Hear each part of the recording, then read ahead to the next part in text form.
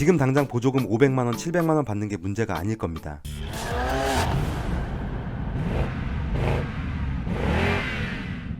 안녕하세요. 신차 읽어주는 남자 신남입니다. 요즘 전기차가 정말 핫합니다. 내연기관보다 저렴한 유지비 때문에 경제적이라고 생각하시는 분들도 있고, 환경을 생각한다면 탄소 배출이 없는 전기차가 환경 친화적이라고도 하고요. 하지만 전기차의 라이프 사이클 관점에서 본다면 신차로 구매한 전기차를 판매할 때 중고차의 감가는 고려하지 않고 얘기를 하는 거고요. 환경 측면에서도 당장 내가 타고 다닐 때 탄소 배출이 되진 않지만 전기차를 제조하는 과정과 충전하는 전기를 생산하는 화력 발전에서도 탄소는 배출되는 거니까요. 오늘은 이런 관점에서 얘기를 해볼까 합니다. 한국이 세계에서 7번째로 지난 1년간 전기차 판매량이 10만 대를 넘어섰다고 합니다. 2020년 4만 6천 대와 비교하면 2배 이상으로 늘어난 수치고요. 반도체 공급난이 해소되면 이젠 한 해 판매량이 20만 대 가까이 될 거라고 합니다. 그만큼 신차 시장에서 전기차는 이미 대세가 된 건 맞습니다. 올해 출시 예정인 전기차도 쏟아져 나오고 있는 상황이고요. 요즘 주위에서 올해 차를 바꿔야 되는데 앞으로 5년 정도 타려면 전기차를 사야 되냐, 가솔린을 사야 되냐 물어보시는 분들이 정말 많습니다. 실제로 전기차를 구매하시는 분들은 서로 다른 여러 가지 이유가 있을 겁니다.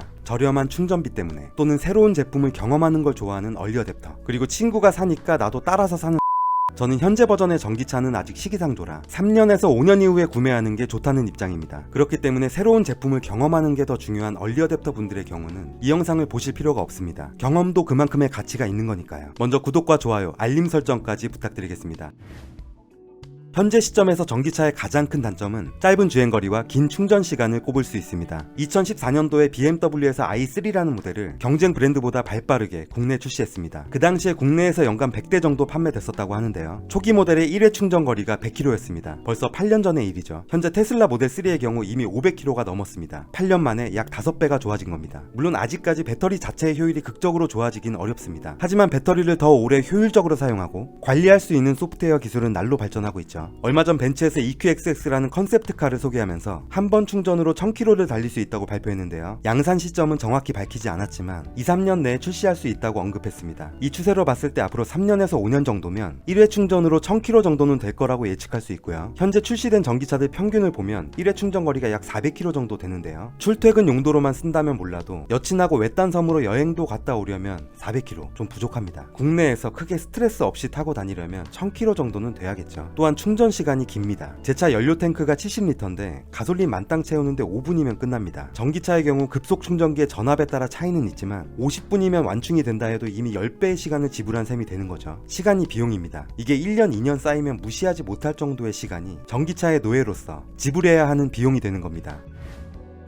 제가 가장 중요하게 생각하는 부분인데요. 한국전기자동차협회의 보고서에 따르면 완전 방전된 뒤 100% 충전할 경우 약 1000회, 50% 사용을 충전하면 약 5000회를 사용할 수 있고 20% 사용을 충전을 하면 8000회 정도까지 사용이 가능하다고 합니다. 배터리 수명을 말씀드리는 거고요. 지방으로 놀러도 다니고 하다 보면 이런 게 쉽지가 않죠. 또한 급속 충전도 많이 해야 되는 상황이 생기는데요. 급속 충전을 하면 배터리 수명은 더 줄어들고요. 급가속, 급제동 등 운전 습관에 따라서도 많이 단축됩니다. 이런 부분을 감안해서 평균적으로 전기차 배터리의 수명은 10년 정도로 본다고 하는데요. 10년 정도면 배터리를 교체해야 된다는 건데 배터리 교체 비용은 약 2,000에서 2,500만원 정도 된다고 합니다. 전기차 가격의 30-40% 정도 수준이죠. 결국 배터리 가격 때문에 비싼 건데 필연적으로 배터리 가격은 앞으로 낮아질 수밖에 없습니다. 또 배터리가 저렴해지면 신차 가격도 낮아지기 때문에 굳이 중고 전기차를 살 이유가 없어지게 될 겁니다. 중고차의 시세는 철저하게 수요와 공급에 의해서 가격이 형성됩니다. 우리가 현기차를 그렇게 욕하면서도 쉐보레나 르노, 삼성을 사지 않고 현기차를 사는 이유는 중고차 감가율이 타 브랜드 대비 적다는 이점도 무시할 수 없습니다. 그렇다면 향후 중고차 시장에서 전기차의 감가는 어떻게 될까요? 지금 당장 보조금 500만원, 700만원 받는 게 문제가 아닐 겁니다. 요즘 신차를 구매하면 그 차의 가치가 0원이 될 때까지 타는 사람은 거의 없죠. 특히나 최근에는 차량 교체 주기도 빨라지고 있기 때문에 내가 신차로 구매해서 판매할 때 중고차 금액을 생각하지 않을 수 없습니다. 그래서 현재 시점의 전기차는 가장 저렴한 모델로 보조금 100% 받고 구매하시면 그나마 큰 손해는 없지만, 차량 가격 자체가 비싸다면, 특히나 보조금도 못 받는 고가의 전기차라면 예쁜 쓰레기가 될 수밖에 없다고 지난 영상에서도 말씀드린 거고요. 앞으로 몇 년 후에는 1회 충전 주행거리가 최소 1000km는 넘을 텐데 그때 가서 400km 남짓 되는 중고차의 감가가 얼마나 될지 아무도 모르는 거죠. 아직 데이터가 없으니까요. 저라면 지금 출시되는 신차보다 주행거리도 짧고 좀 있으면 배터리 수명도 끝나는 중고 전기차를 돈 주고 살 것 같진 않네요. 나 감당할 수 있겠냐? 현재 대부분의 충전시설은 집과 회사를 제외한다면 관광지나 고속도로 휴게소에 집중돼 있죠. 정부에서도 인프라 확장을 하고 있긴 하지만 기하급수적으로 늘어나고 있는 전기차 판매량을 따라가기에는 버거운 상황입니다. 집밥과 회사밥이 모두 가능한, 즉 스트레스 없이 충전이 가능한 조건이 되지 않으면 구매하지 않는 게 좋습니다. 집 근처에 충전시설이 있어도 된다고 하시는 분들이 있는데 처음 몇 번은 그렇다 하고 넘겨도 나중에는 엄청 귀찮은 일이 될 수밖에 없습니다. 생활 패턴이 충전에 맞춰져 있다 보면 전기 충전에 집착하게 되는 현상이 발생될 겁니다.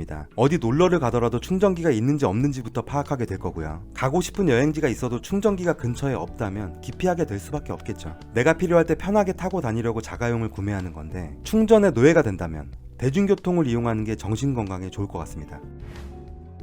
1885년 벤츠에 의해서 내연기관이 발명된 지 130년이 넘었죠. 그래서 현재는 관련 인프라가 잘 갖춰져 있습니다. 사설 수리 업체도 많고 정비 인력도 부족하지 않고요. 전기차는 사실 내연기관 자동차와 똑같은 생김새를 하고 있지만 내연기관 자동차를 전기 충전 방식으로 바꿨다기보다 사람이 타고 이동할 수 있는 스마트 기기에 가깝다고 보시는 게 편할 겁니다. 전기 모터로 구동하는 방식이고 충전식 배터리를 탑재하고 있으니까요. 문제는 여기서 발생됩니다. 내연기관 차를 탈 때는 대수롭지 않았던 간단한 수리도 전기차를 취급하는 센터로 가야 되는 상황이고요. 전기차 전문 인력이 턱없이 부족하다고 합니다. 현재 정부는 전기차 판매를 독려하기 위해 내연기관에 비해 부속이 적어 잔고장이 적다고 홍보하고 있는데요. 사고가 날 수도 있고 전자제품이니까 시스템이 다운될 가능성도 배제할 수 없습니다. 현대차는 현재 전국에 1,400여 개 AS 센터를 운영 중인데요. 이 중에 전기차 수리가 가능한 곳은 직영 22군데 하이테크 센터와 전동차 전용 작업장이 마련된 블루엔즈에서만 가능하다고 합니다. 현재 내연기관 차량을 수리할 수 있는 엔지니어는 많아도 전기차를 수리할 수 있는 전문 인력은 굉장히 적을 수밖에 없는 상황인 거죠. 하지만 약 5년 후라면 상황이 많이 달라질 겁니다. 정부나 제조사에서 전기차 정비 전문 인력도 적극적으로 양성하게 될 거고요. 다만 지금은 아직 인프라가 부족하니까 좀 더 기다렸다가 시장이 안정화되면 구매하자는 겁니다. 굳이 내 돈 주고 베타 테스터를 할 필요는 없으니까요. 마지막으로 결론입니다. 전기차를 사지 말자는 게 아닙니다. 여러 가지 이유들 때문에 아직은 좀 이른 감이 있다라는 의미에서 말씀드린 거고요. 전기차가 좋을지 내연기관 차량이 좋을지는 본인의 거주 환경과 용도에 따라 신중하게 고민해서 선택하시기를 바라겠습니다. 긴 영상 시청해주셔서 감사합니다. 오늘 영상이 도움되셨다면 구독과 좋아요, 알림 설정까지 부탁드리고요. 지금까지 신차 읽어주는 남자 신남이었습니다. 감사합니다.